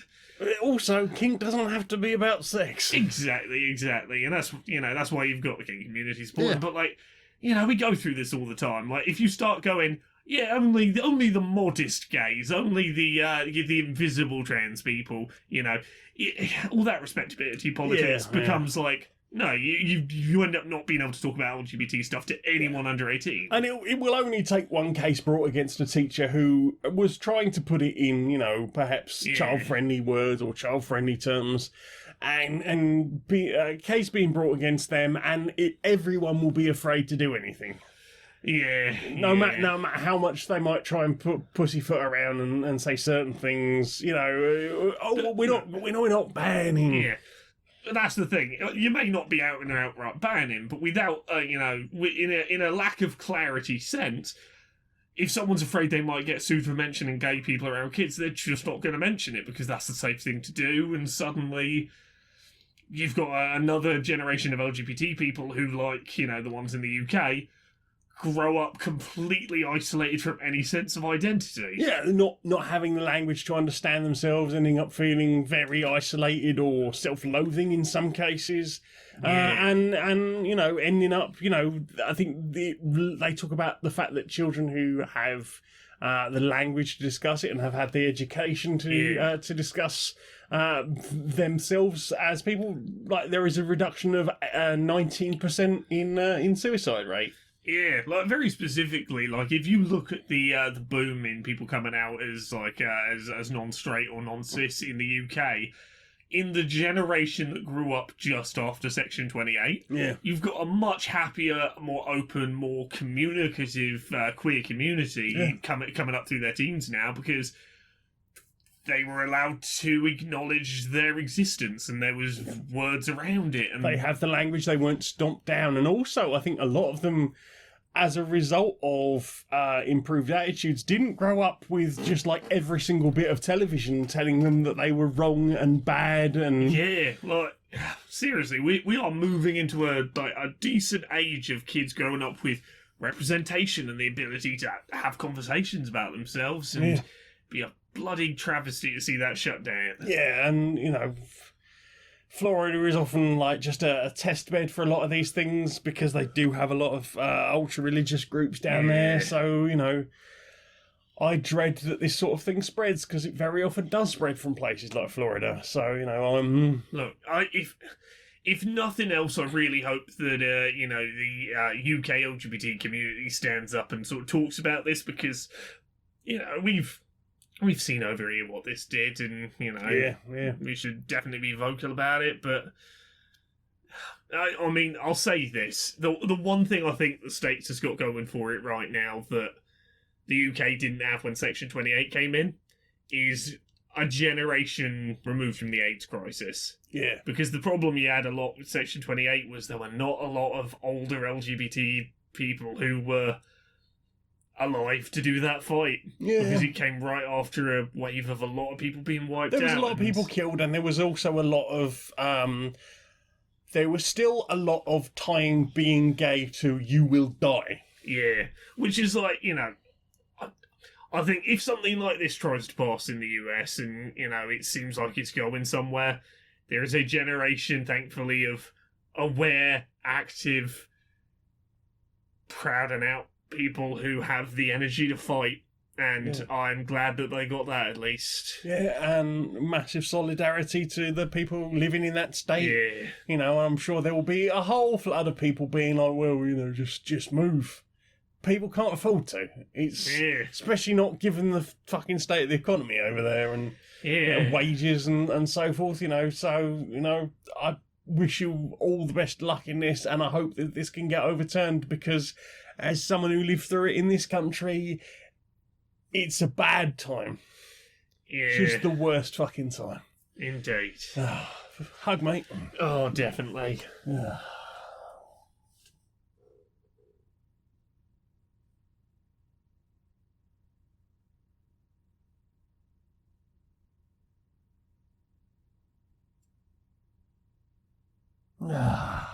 Good on, mate. Good on. Yeah. Oh, I think I need to lie down. Oh, same. Early night for me. Yeah. So, Laura, Me? we wrote a book and you've got another book.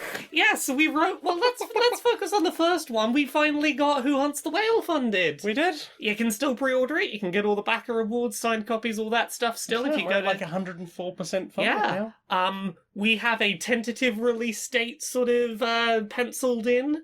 So we know sort of how long it's going to be before that book's out. Oh. So thank you everyone who has supported that book, and Massive we're very thank excited you. for that to Super happen. excited for people to see that. Yeah, you can still go get a copy. You got some time. But yeah, shall I talk about the other book?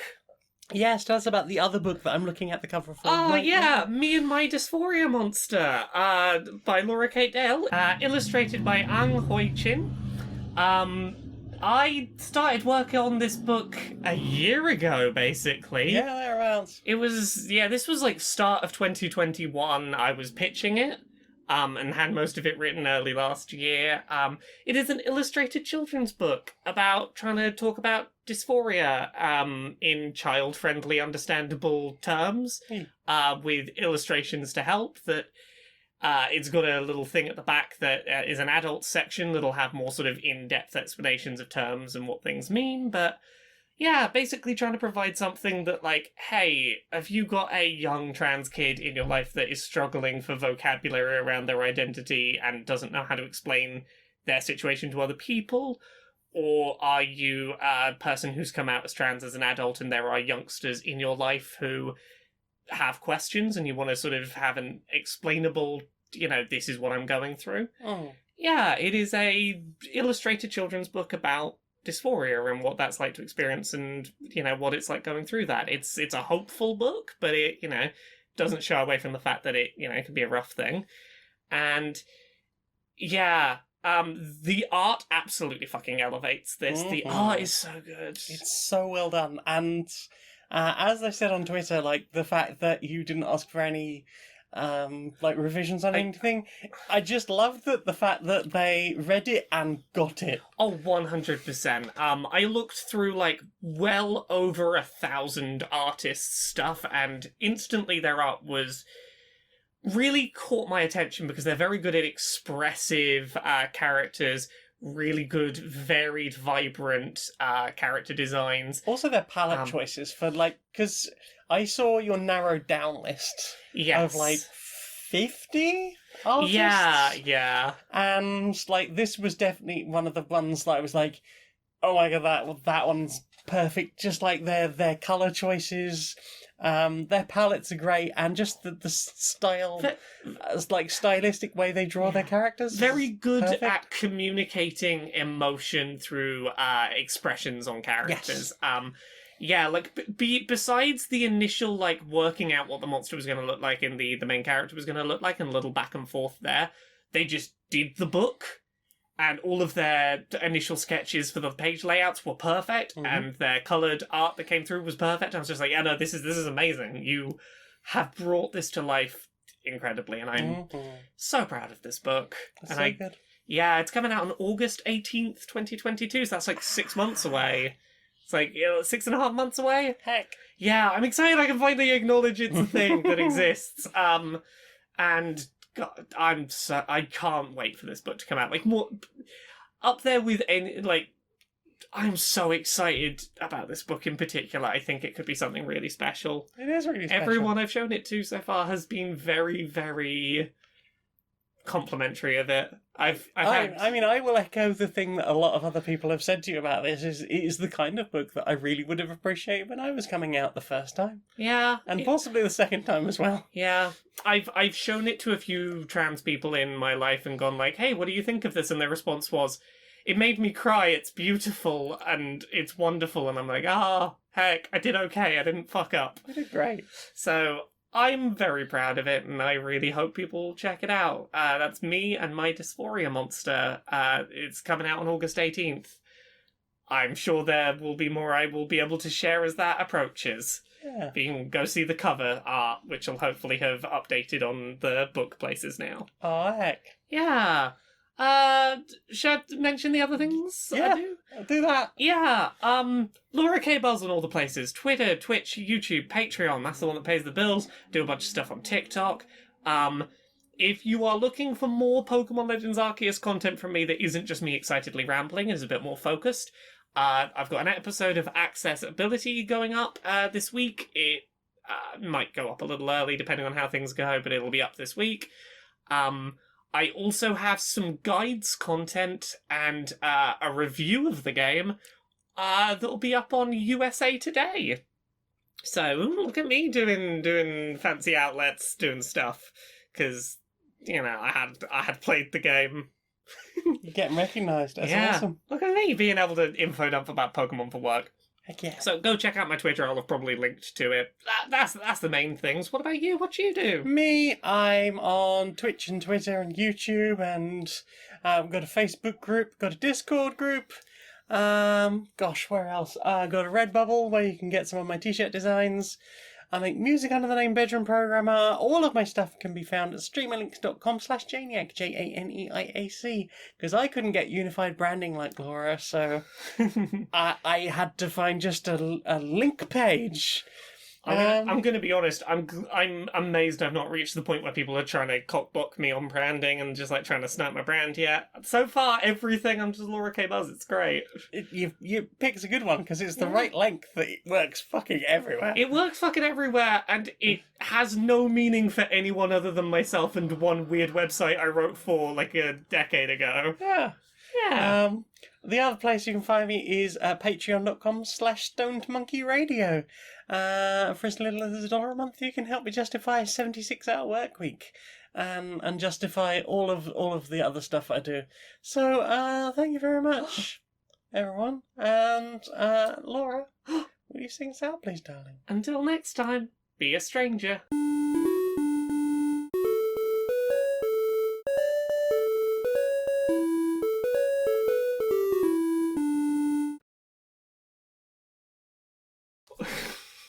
When I was writing that, all I had in mind was just Master Chief with a pair of tits sticking through the armour.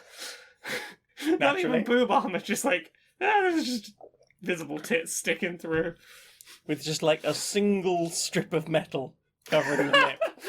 I didn't even have that picture, I was just like full tit out. Master Tits just like, nah. Master Tits. Is that what it is now? John 117, you're now known as Master Tits. Yes. Congratulations on your transition.